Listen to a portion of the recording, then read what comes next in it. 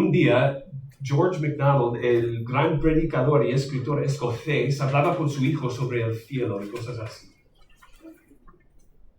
Parece demasiado bueno para ser verdad, dijo el hijo. Y una sonrisa cruzó el rostro de MacDonald. No, respondió. Los cielos, es que es tan bueno que tiene que ser verdad. Hay cosas que parecen que son demasiado buenos para ser verdad, pero hay algunas cosas que son tan buenas que tienen que ser verdad. Y hoy vamos a ver una historia que es justo así, una historia tan buena que es a veces difícil creer que es verdad. Os invito esta tarde a abrir vuestras Biblias en Lucas 24. Lucas 24. Vamos a leer de los versículos 13 al 35. Lucas 24. Y veremos esta historia. Lucas 24, empezando en 13. Y he aquí, 2 de ellos iban el mismo día a una aldea llamada Emaús, que estaba a 60 estadios de Jerusalén. E iban hablando entre sí de todas aquellas cosas que habían acontecido. Sucedió que mientras hablaban y discutían entre sí, Jesús mismo se acercó y caminaba con ellos. Mas los ojos de ellos estaban velados para que no lo conociesen. Les dijo: ¿Qué prácticas son estas que tenéis entre vosotros mientras camináis? ¿Y por qué estáis tristes? Respondiendo uno de ellos, que se llamaba Cleofas, le dijo: ¿Eres tú el único forastero en Jerusalén que no has sabido las cosas que en ella han acontecido estos días? Entonces él les dijo: ¿Qué cosas? Y ellos le dijeron: de Jesús Nazareno, que fue varón profeta, poderoso en obra y en palabra delante de Dios y de todo el pueblo, y cómo le entregaron a los principales sacerdotes y vuestros gobernantes a sentencia de muerte y le crucificaron. Pero nosotros esperábamos que él era el que había de redimir a Israel. Y ahora, además de todo eso, pues ya tercer día que esto ha acontecido. Aunque también nos han asombrado unas mujeres de entre nosotros, las que antes del día fueron al sepulcro, y como no hallaron su cuerpo, vinieron diciendo que también habían visto visión de ángeles, quienes dijeron que él vive. Y fueron algunos de los nuestros al sepulcro y hallaron así como las mujeres habían dicho, pero a él no le vieron. Entonces él les dijo: oh insensatos y tardos de corazón para creer todo lo que los profetas han dicho. ¿No era necesario que el Cristo padeciera estas cosas y que entrara en su gloria? Y comenzando desde Moisés, y siguiendo por todos los profetas, les declaraba en todas las escrituras lo que de él decían. Llegaron a la aldea a donde vieron, y él hizo como que iba más lejos. Mas ellos le obligaron a quedarse, diciendo: quédate con nosotros, porque se hace tarde, y el día ya ha declinado. Entró pues a quedarse con ellos. Aconteció que estando sentado con ellos a la mesa, tomó el pan, lo bendijo, lo partió y les dio. Entonces les fueron abiertos los ojos y le reconocieron. Mas él se desapareció de su vista. Y se decían el uno al otro: ¿no ardía nuestro corazón en nosotros mientras nos hablaba en el camino y cuando nos abría las escrituras? Y levantándose en la misma hora, volvieron a Jerusalén y hallaron a los 11 reunidos y a los que estaban con ellos, que decían: ha resucitado el Señor verdaderamente y ha aparecido a Simón. Entonces ellos contaban las cosas que les habían acontecido en el camino y como le habían reconocido al partir el pan. Esta es la palabra de Dios. Bueno, empezando en versículo 13, dice: aquel mismo día. ¿Qué día era? Era el primer día de la semana, el día en que las mujeres habían encontrado el sepulcro de Jesús vacío. ¿Qué semana había sido? Jesús había entrado en Jerusalén entre gritos de alegría y palmas y canciones. Luego había llorado por Jerusalén, había enseñado a las multitudes, había debatido con los fariseos, celebró la Pascua con sus seguidores más cercanos y fue traicionado por uno de ellos. Fue entregado a las autoridades, sufrió un juicio injusto, fue condenado a muerte y ejecutado. Y luego llegó esta noticia de las mujeres de la tumba vacía. ¿Qué podía significar todo eso? Había mucho de qué hablar. Y mientras estos dos discípulos caminaban, lo comentaban entre ellos. Y mientras conversaban, Jesús mismo se acerca y empieza a hablar con ellos. Fijaos en lo que dice el versículo 16. Sus ojos estaban velados, así que no le reconocieron. Esto significa que alguien más había cerrado sus ojos. No dice que ellos cerraron sus ojos, sino fueran cerrados. ¿Por qué no reconocieron a Jesús? Podría ser múltiples razones. La apariencia de Jesús después de resucitar había cambiado de alguna manera. Tal vez porque no esperaban ver a un hombre muerto con ellos, o no tenían categoría alguna para comprenderlo, o no sabemos, pero el verbo es pasivo, indicando que alguien más lo estaba haciendo. O sea, Dios mismo estaba impidiendo que lo reconocieran. Mientras Jesús camina con ellos, comienza a hacerles preguntas. Me encanta cómo Dios siempre hace preguntas para dar a la luz lo que está en nuestros corazones. Me recuerda de Dios caminando con Adán y Eva en el jardín.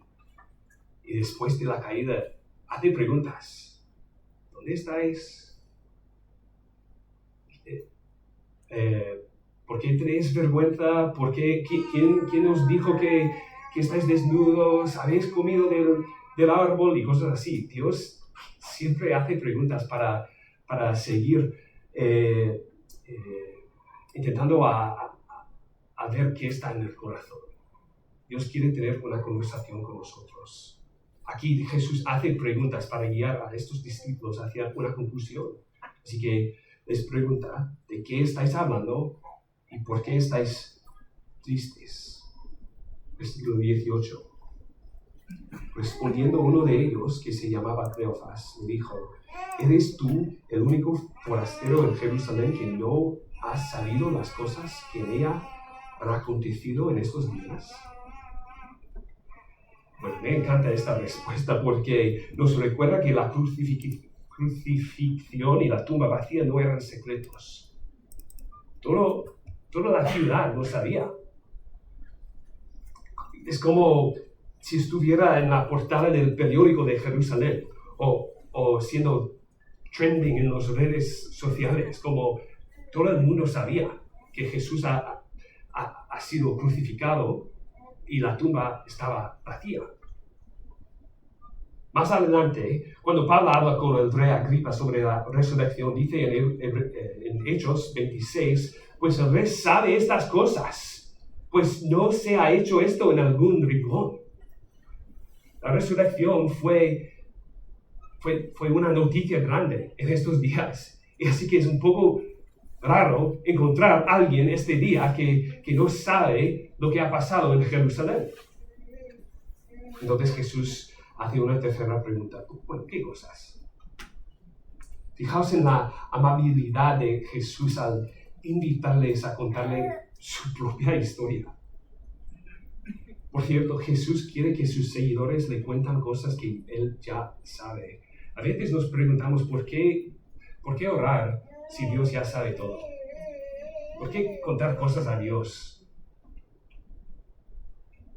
Pues aquí tenemos un ejemplo de Jesús pidiendo a sus discípulos que le cuenten algo que él ya conoce. La semana pasada mi hija Tali quería contarme una historia de Blancanieves. ¿Sabes qué le dije? Que no, Tali, ya la conozco la historia, no quiero que me lo cuentes. ¡Claro que no! no me importaba. Quería oír de mi hija. Y le dije que me encantaría escucharla, aunque ya la sé. Porque a veces hablar con nuestro Padre tiene más que ver con transformarnos a nosotros que con informarle de algo que no conoce. Bueno, Jesús dice qué cosas y ellos comienzan a contarle. Le dicen que se trata de Jesús de Nazaret, fue un profeta, poderoso en obra y palabra, y todo eso es verdad, todo eso es correcto, son hechos de la vida de Jesús, correcto, sí. Pero no todos sabemos de Jesús, falta algo. Sabemos que Jesús fue más que un profeta. Y eso no es todo lo que estos discípulos deberían haber dicho. Bueno, pero ellos siguen contándole a este forastero que Jesús fue entregado para ser condenado a la muerte y fue crucificado. Y todo eso representa un problema por ellos, por lo que dice el versículo 21. 21 dice, pero nosotros esperábamos que Él era el que había de redimir a Israel. Ellos esperaban que Jesús fuera quien redimiera a Israel. Esto nos muestra que sus expectativas estaban equivocadas. Dios no hizo lo que ellos querían que hiciera. Y aquí está la ironía. Jesús sí redimió a Israel. Solo que estos discípulos esperaban un salvador político, no uno espiritual. Querían que Jesús derrocara a Roma, que los rescatara, los redimiera de sus enemigos políticos. Pero Jesús vino a hacer mucho más que eso. Y estos discípulos deberían haberlo sabido. Fijaos otra vez en el segundo parte del versículo 21 que dice, y ahora, además de todo esto, hoy es ya el tercer día que esto ha acontecido. ¿Tercer día? Es como un señal, un tercer día. ¿Cómo es posible que no lo recordaron?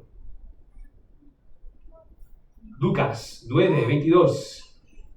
Jesús diciendo, es necesario que el Hijo del Hombre padezca muchas cosas y sea desechado por los ancianos, por los principales sacerdotes y por los escribas, y que sea muerto y resucite al tercer día.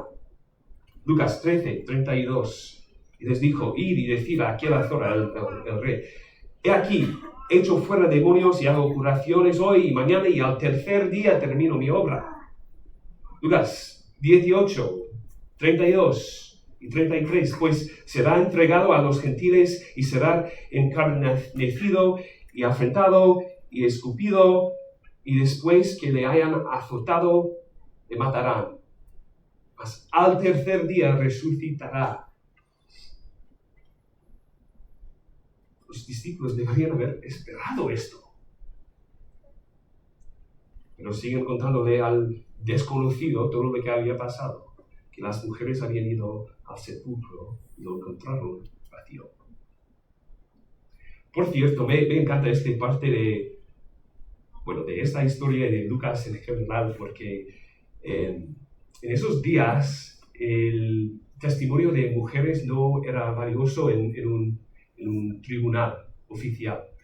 Y si Lucas hubiera querido inventarse un relato, probablemente hubiera elegido hombres para ser los primeros en ver la tumba vacía. Es muy raro que eso sea la historia si no es verdadera. Pero no solo las mujeres lo encontraron vacío, también algunos de los discípulos fueron al sepulcro y tampoco lo vieron. Y ahí es donde se acaba la historia para estos discípulos. Bueno, esto es el fin de la historia, de la historia. ¿Por qué? Porque, ¿cómo puede ser el fin?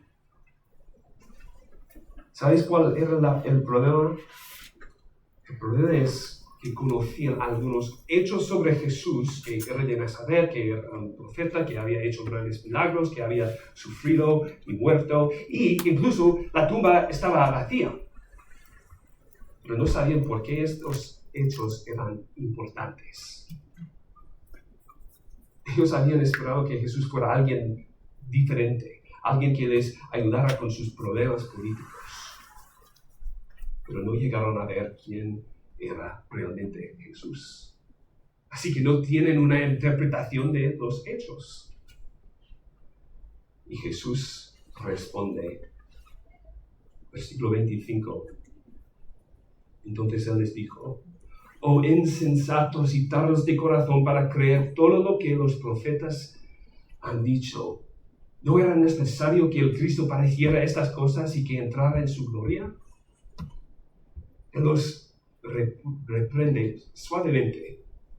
Bueno, son palabras fuertes, pero sigue la conversación. Insensatos, tardos de corazón, lentos para creer. Era necesario que el Mesías sufriera.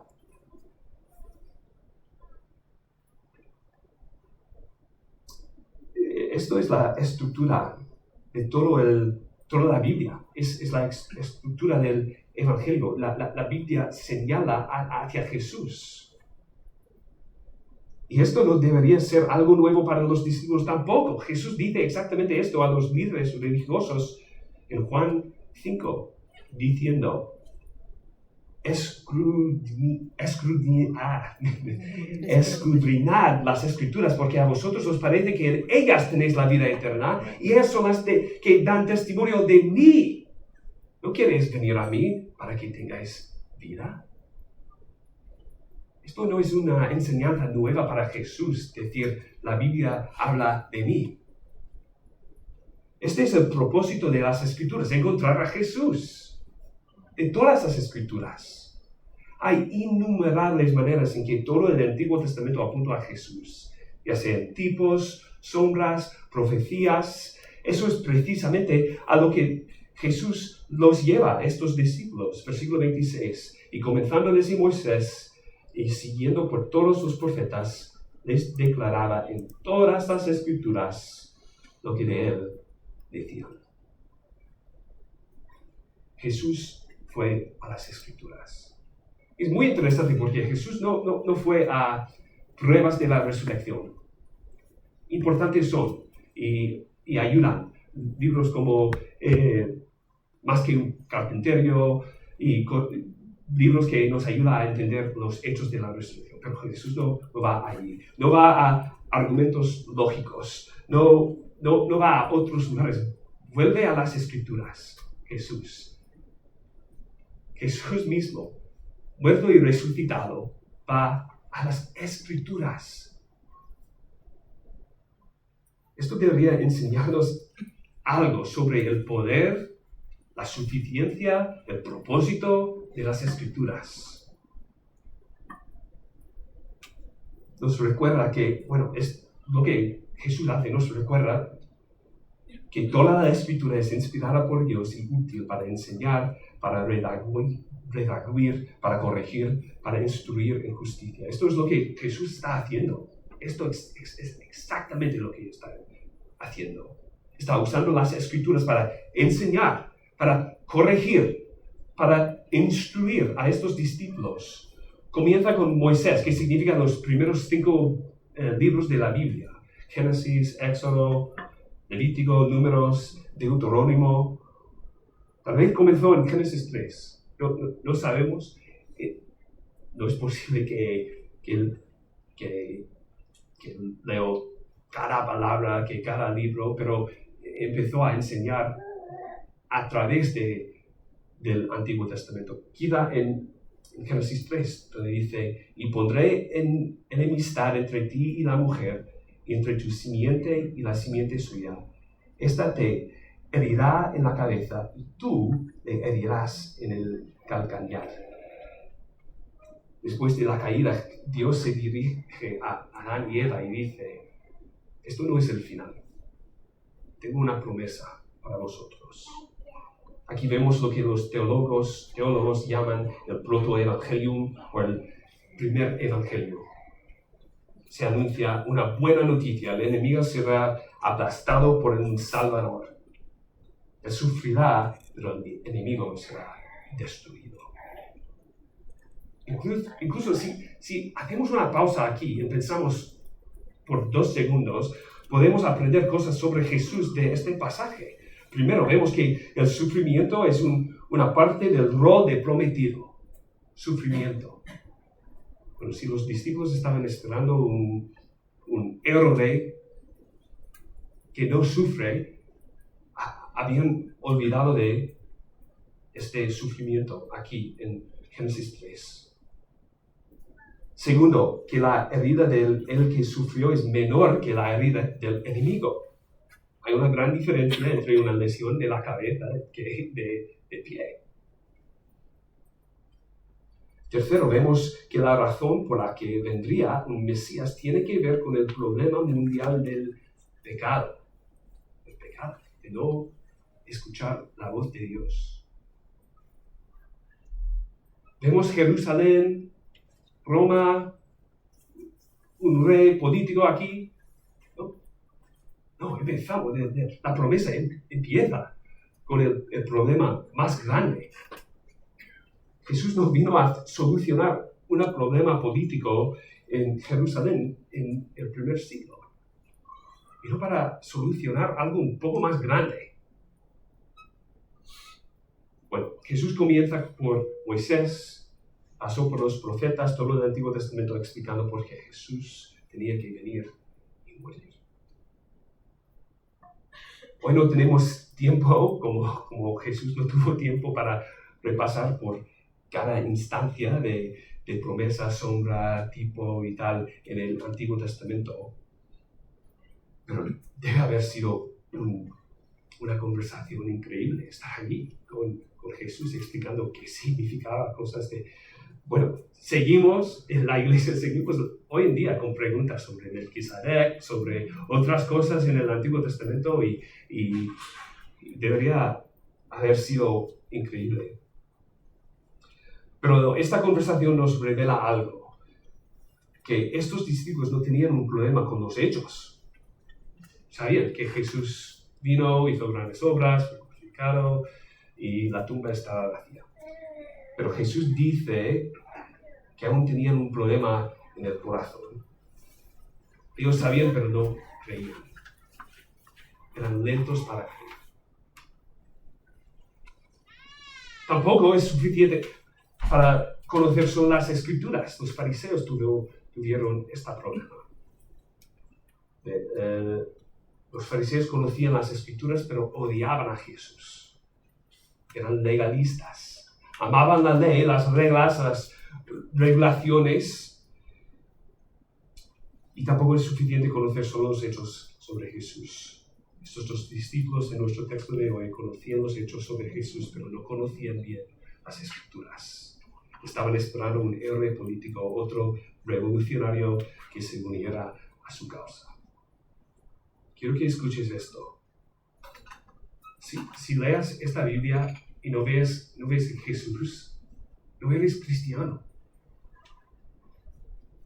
Eres un legalista que quizá te gusta seguir leyes o mejorar tu vida, pero si no ves tu necesidad de un Salvador y la provisión de Dios para ti, no eres cristiano. Y si conoces algunos hechos sobre Jesús, piensas que es un buen profeta, pero no sabes por qué vino según las Escrituras tampoco, eres cristiano. Los judíos leen el Antiguo Testamento, pero no ven a Jesús. Los musulmanes creen que Jesús fue un buen profeta. Los seculares de mi barrio creen que Jesús fue un buen maestro, pero no son cristianos. Todo tiene que ver con una comprensión entre qué dice la Escritura sobre Jesús, quién era Jesús, y una respuesta de fe, de una acción de creer. Mira, este es el mensaje central de la Biblia. Que Dios creó el mundo y nuestros primeros padres pecaron y ruptaron nuestra relación con Dios.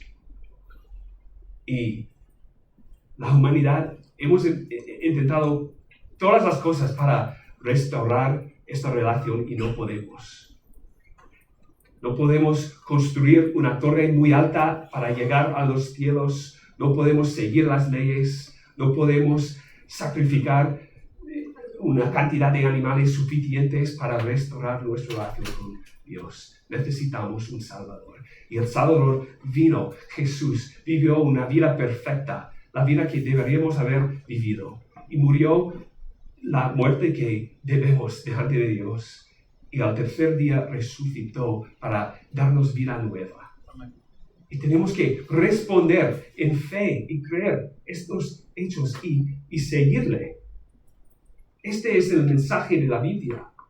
Y todo el pueblo de las Escrituras da testimonio a este mensaje, a Jesús. Jesús estuvo allí en la creación del mundo. Es Él que fue prometido a Adán y Eva. Su sangre habla mejor de la que Abel. Él nos salva de una esclavitud más horrorosa de la que los israelitas sufrieron en Egipto. Él es el Cordero sacrificial. Por muy buenos que fueron los profetas, sacerdotes y reyes, Jesús es aún mejor. La ley dada por Moisés señala nuestra incapacidad de cumplirla. Y por ende nuestra necesidad de alguien que pudiera cumplirla en nuestro lugar. El sistema sacrificial señala nuestra necesidad de que alguien pague por nuestros pecados. Jesús es el sacerdote perfecto, es el rey que gobierna con toda justicia y amor. Podríamos continuar mencionando muchas más cosas de toda la Biblia que nos enseñan quién es Jesús y por qué vino. Pero quiero que veamos que Él es el tema central de la Biblia. Vemos esta tarde que no basta con saber los hechos. Necesitamos una interpretación correcta de esos hechos. Necesitamos saber que Cristo fue crucificado, murió y fue sepultado según las Escrituras. Que resucitó al tercer día también según las Escrituras. Tenemos que escuchar a estos profetas del Antiguo Testamento. Otra vez, esto no es algo nuevo para Jesús, es lo que enseña a través de los evangelios. Por ejemplo, Lucas 16, dice Jesús en una parábola: si no oyen a Moisés y a los profetas, tampoco se persuadirán, aunque alguno se levantare entre los muertos. Porque los profetas hablan de eso. Ezequiel. Los profetas hablan de la resurrección. Job habla de la resurrección. Y son señales de Jesús.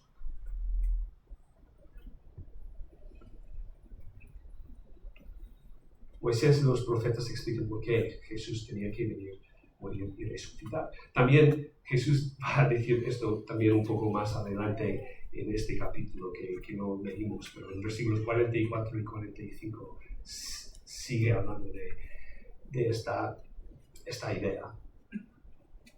Vemos entonces que Jesús no fue un cambio en el plan de Dios. Este era el plan desde antes de la fundación del mundo. Y cuando sabemos eso, podemos interpretar correctamente las Escrituras. Si leemos las Escrituras y no vemos a Jesús, hemos perdido el punto. La Biblia ha sido descrita como un reloj de arena que el Antiguo Testamento fluye hacia Jesús y el Nuevo Testamento fluye desde Él. Bueno, después de este estudio bíblico que Jesús da a estos dos discípulos, versículo 28, llegaron a la aldea a donde iban y Él hizo como que iba más lejos. Pero los discípulos no lo dejan continuar. Ya se hacía tarde y practicaban la hospitalidad aún no sabían que era Jesús, le ofrecieron un lugar para quedarse. Y Jesús acepta la invitación y se sientan a comer. Y Jesús mismo toma el pan, lo bendice, lo parte y se los da. Tal vez esto hizo que los discípulos recordaron la ocasión en que Jesús alimentó a las multitudes con solo 5 panes y 2 peces. Lucas 9, tomando los 5 panes y los 2 pescados, levantando los ojos al cielo, los bendijo, los partió y dio a sus discípulos para que los pusiesen delante de la gente. O tal vez pensaron en tan solo 3 días antes, en la última cena con Jesús. Lucas 22 dice, y tomó el pan, dio gracias, lo partió y les dio. No sé exactamente en qué estaban pensando, pero algo ocurrió en ese momento. Versículo 31. Entonces les fueron abiertos los ojos y le reconocieron. Vieron a Jesús. Fueron transformados. Antes su problema era que no creían que las Escrituras decían lo que las Escrituras decían acerca de Jesús. No creían que Jesús tenía que sufrir, querían gloria sin sufrimiento, querían corona sin la cruz. La Biblia nos dice que el reino de Dios, la Biblia no nos dice que el reino de Dios nos hará prosperar. Hay sufrimiento y luego gloria. Y vean a Jesús y creen en Él. Entonces dijeron, ¿no ardía nuestro corazón en nosotros mientras nos hablaba en el camino y cuando nos abría las Escrituras? Sus ojos fueron abiertos, pero también sus corazones fueron cambiados. Nuestro evangelio es uno que se encuentra cuando abrimos las Escrituras. Por eso es tan importante leer la Biblia. Incluso Pablo, en su famoso resumen del evangelio, dice, porque primeramente os he enseñado lo que asimismo recibí, que Cristo murió por nuestros pecados, conforme a las Escrituras, y que fue sepultado y que resucitó al tercer día, conforme a las Escrituras. El evangelio que predicamos no es solo una parte de la Biblia, es el mensaje central de toda la Biblia. Y por eso sus corazones ardían entre ellos, porque vieron a Jesús en las Escrituras. Es algo completamente diferente ver a Jesús cuando lees que simplemente leer.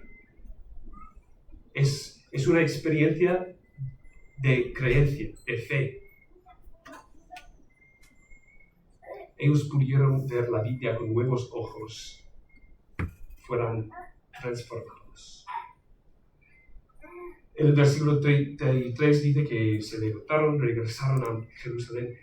Interesante que antes era demasiado tarde, no podemos seguir y de repente, ¡wow! Vimos Jesús. Tenemos que contar esto a alguien. No tuvieron móviles, no pudieron hacer una llamada, tuvieron que regresar. El evangelio cambia incluso nuestra energía. El evangelio cambia nuestros hábitos, cómo pasamos nuestro tiempo. Cuando nos acostamos, me gusta ir a la cama muy, muy temprano, pero a veces por causa del evangelio, cuando tenemos un estudio bíblico en casa o algo y alguien está aprendiendo de Jesús, cambia mi estado de ánimo. Quiero estar allí hablando. Y ellos también querían volver a Jerusalén a contar las buenas nuevas a los hermanos. Antes estaban hablando entre sí y debatiendo y estaban tristes, pero ahora tienen un gozo, quieren compartir. Y sí, los demás ya sabían, les dijeron a estos 2 discípulos que incluso se había aparecido a Simón. Los discípulos le contaron al grupo lo que les había sucedido en el camino y cómo finalmente reconocieron a Jesús. Entonces, ¿por qué es esta historia tan importante para nosotros? Primero, vemos el Evangelio al leer la Biblia. Necesitamos leer la Biblia y ver a Jesús. Y necesitamos entender a Jesús a la luz de la Biblia. El Antiguo Testamento señala hacia la vida, muerte y resurrección de Jesús, y el Nuevo Testamento explica las implicaciones de esto. No tenemos la oportunidad de ver a Jesús ahora en hueso y carne, pero tenemos lo que habría Jesús mismo, la Escritura. Y también tenemos testimonios oculares de lo que pasó en los Evangelios, en las cartas, en todo el Nuevo Testamento. Unos días después de ocurrieran estas cosas que acabamos de leer, Tomás, uno de los discípulos, tuvo la oportunidad de ver a Jesús resucitado por la primera vez. Y esto es lo que Jesús le dijo. ¿Por qué me has visto, Tomás? Creíste. Bienaventurados los que no vieron y creyeron. Nosotros no hemos visto a Jesús en hueso y carne, pero le hemos visto en sus Escrituras, el testimonio de Él.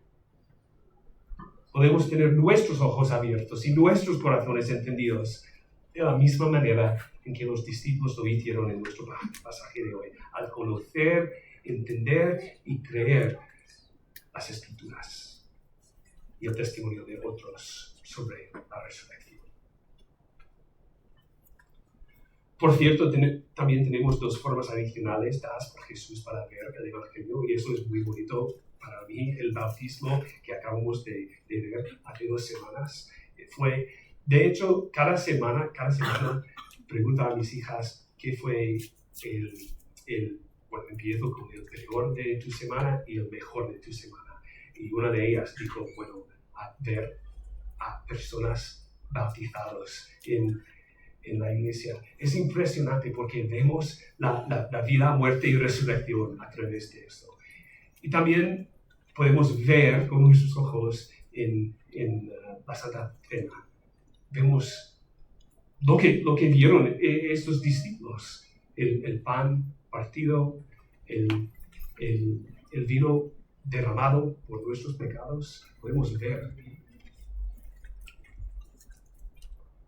estos 2 señales son muy bonitos para la iglesia. Bueno, segundo, somos animados de pasar de la duda a creencia. Esta historia es importante para que pasemos de dudas a creer. Los discípulos conocían las Escrituras, sabían que la tumba estaba vacía, pero aún eran lentos para creer. Debemos creer, hermanos. Por cierto, estos discípulos no habrían estado tristes y desanimados si hubieran creído. Jesús les pregunta, ¿por qué estáis tristes? Bueno, al fondo es por no creer. A menudo nuestras vidas están rotas, sufrimos porque no creemos. No digo que la fe resuelve todas las cosas de nuestras vidas. Pero si perdimos la perspectiva de las Escrituras, nos afecta de alguna manera. Por cierto, todo esto está en las manos del Señor. El Señor da fe, el Señor abre ojos, corazones. Él está dispuesto a darnos la fe. Solo necesitamos pedirla. Y finalmente nos recuerda esta historia que el Evangelio incluye el sufrimiento y la gloria, la muerte y la resurrección, humildad y luego exaltación. El Evangelio no es un Evangelio de prosperidad. No son buenas noticias de todo va a salir bien en tu vida. De hecho, los que creemos tenemos varias promesas en el Nuevo Testamento de sufrimiento por seguir a Jesús. Pero, bueno,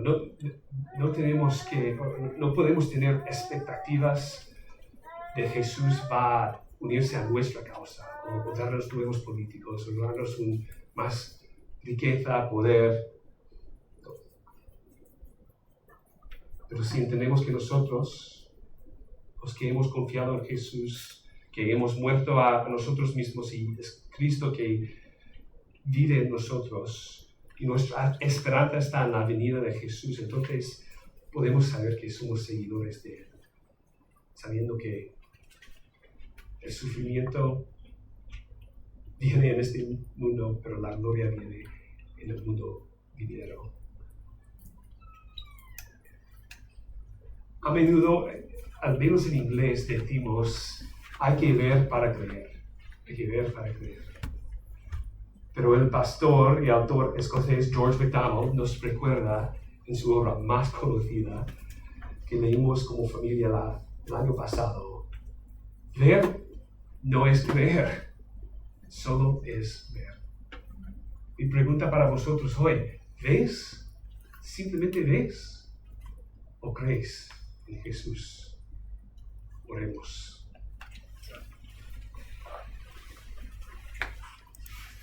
Dios Padre, te damos gracias por tu palabra. Te damos gracias porque nos has dejado un testimonio de quién eres, qué has hecho por nosotros, quiénes somos nosotros y cómo podemos tener fe en ti a través de tu Espíritu, a través de tu palabra, a través de Jesús mismo. Te pedimos que abres nuestros ojos en esta tarde para verte más claramente. Queremos seguirte, queremos saber por qué has enviado a tu Hijo al mundo. Queremos esperar profundamente en su segunda venida. Ayúdanos a vivir vidas de creencia, vidas de fe en ti, vidas donde no estamos tristes, no estamos desanimados, no estamos cansados, pero vidas donde queremos compartir lo que has hecho para nosotros. Ayúdanos, Señor, en el nombre de Jesús.